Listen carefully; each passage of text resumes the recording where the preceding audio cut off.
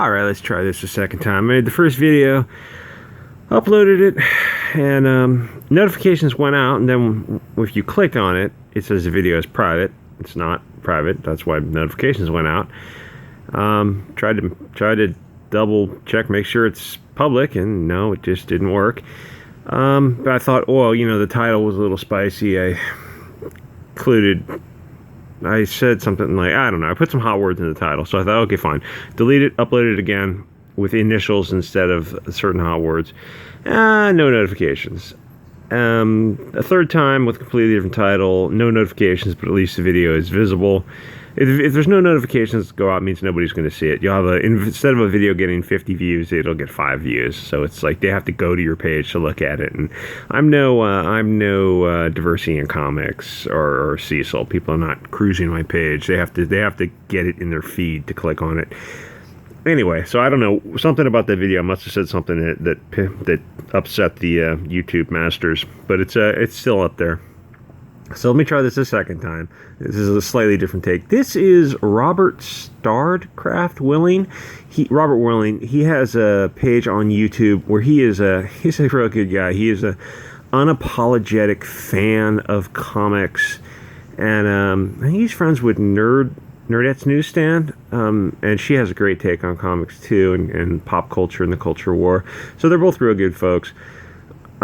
And it's refreshing to see someone who's just loves comics and that kind of thing. It just doesn't give a fig. Because I remember when I was a kid, I felt I was aging out of comics because I felt it wasn't cool. I look back at myself and thought, what a pussy for thinking comics aren't cool. I mean, now I think kids are able to say, you know, I like this and I don't give a shit what other people think about it. I'm going to continue liking whatever hobby they're into. It doesn't matter if they're into card games or Dungeons and Dragons type things or comics. It's like kids now, it's more, it's almost cool to be into comics because it's counterculture. I don't know if it's cool to be into comics, but it's definitely cool to do your own thing, no matter what age you are. Even if you're going your own way and the world is against you, do what you want to do your own thing. The whole world can be wrong. Anyway, that was okay, so this is Robert Willing on YouTube. Check him out. And he's talking to Ethan, and someone in the comments said, did Ethan's account get hacked? Because it didn't sound like Ethan, and this doesn't make sense. Ethan is treating, and don't get me wrong, I think Ethan Van Sciver is a tremendous talent, and he's a good guy. He has helped dozens of comic book creators achieve their dreams of writing a comic book. He does a lot for Comicsgate community, so that buys him a ton of slack. We're not SJWs where one argument means the person is dead to us. No. Ethan does so much for so many people, and if he wants to act like kind of a jerk every now and then, so what? All is forgiven. It's fine. But this is like he's kind of acting in this case like the SJWs were acting, like the Dan Slotts and the Mark Wades, just being dismissive of the customer. This is a bad take, my guy. Yikes. It's just a bad take. He says, he's talking about this Mark Pellegrini tweet. The guy who's writing Red Rooster hit like on a stupid tweet. F me, people are insane. Some guy was complaining about Cyberfrog. So what?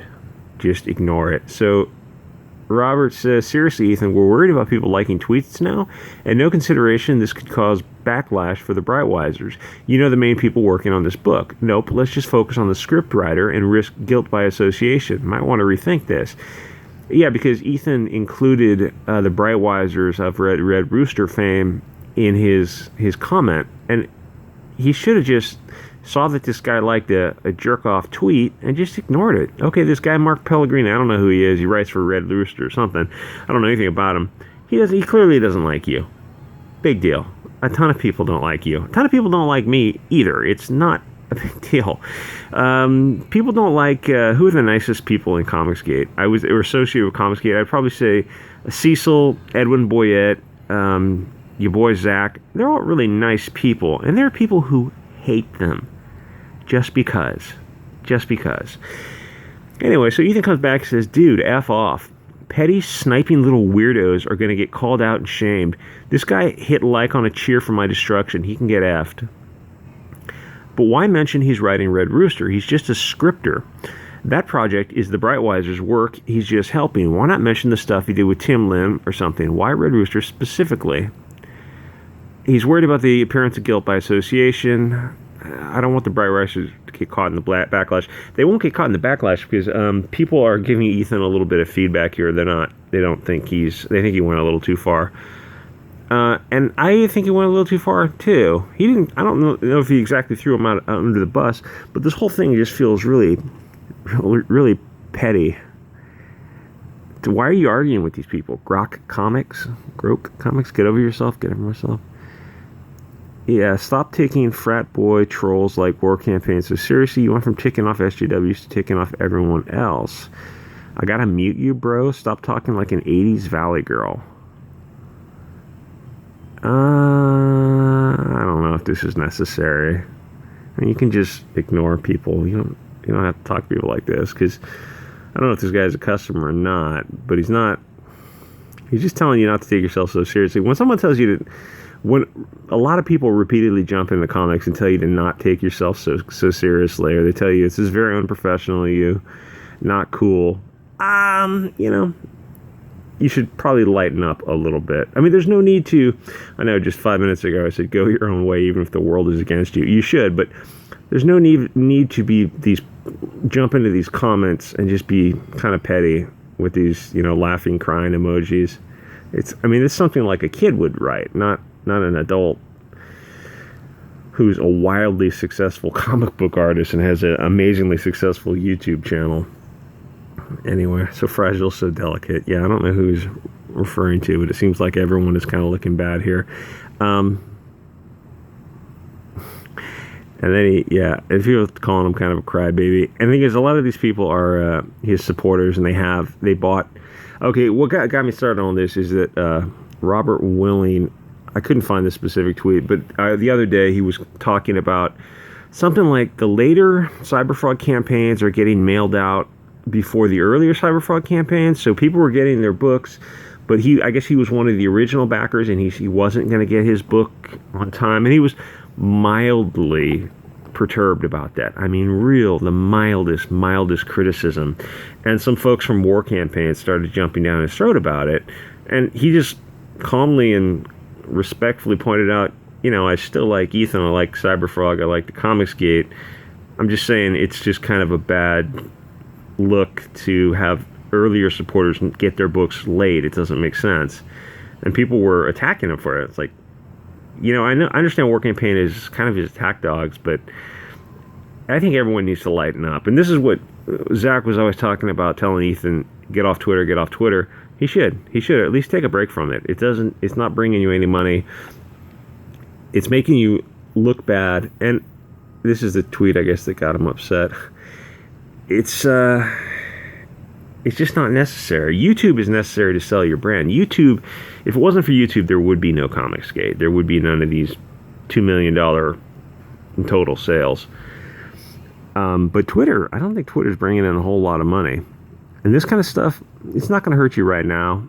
But this kind of behavior, this constantly sniping at people, this is what the SJWs were doing. This is, you might as well be Mags Visaggio or Mark Waid or Gail Simone with this kind of, I'm muting you, I'm blocking you, and, laughing, crying emojis and all this kind of childish stuff. This is disrespecting the customers. If someone is one of your customers, you got to respectfully disagree with them. You can disagree without being disagreeable, like adults. There was no need to drag in the Brightwisers. Just leave them alone. They're doing their Red Rooster thing. They're getting the company up off the ground. People are giving you a lot of feedback. I'm not saying you need to capitulate. I'm just saying you should probably back off. Just take a break from Twitter.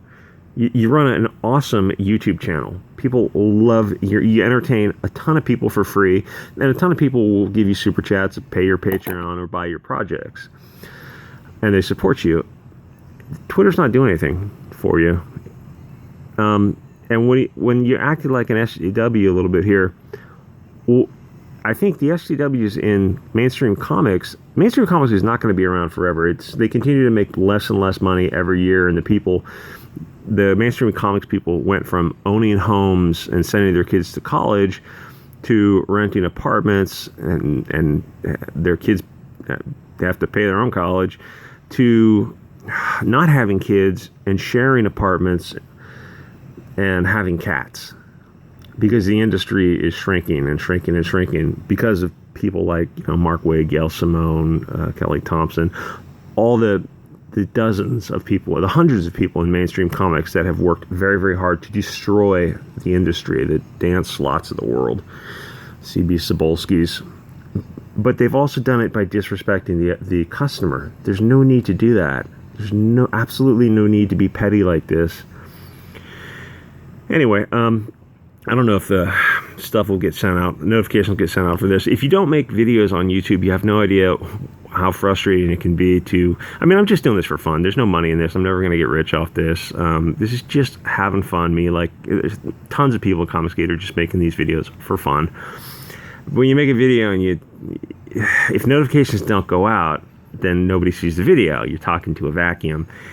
If YouTube would just tell you right off the bat, oh, hey, these hot words are not allowed in the title, or these words, if you say them too often in the body of your video will be shadow banned. Why not just tell us off the bat? Make us delete the videos, upload the new videos with new titles, delete that again, try a new title, delete it again, then realize, we just have to make a new video. We're just doing this for fun. You're taking the fun out of it. Anyway, like, comment, subscribe. I'll see you guys all next episode.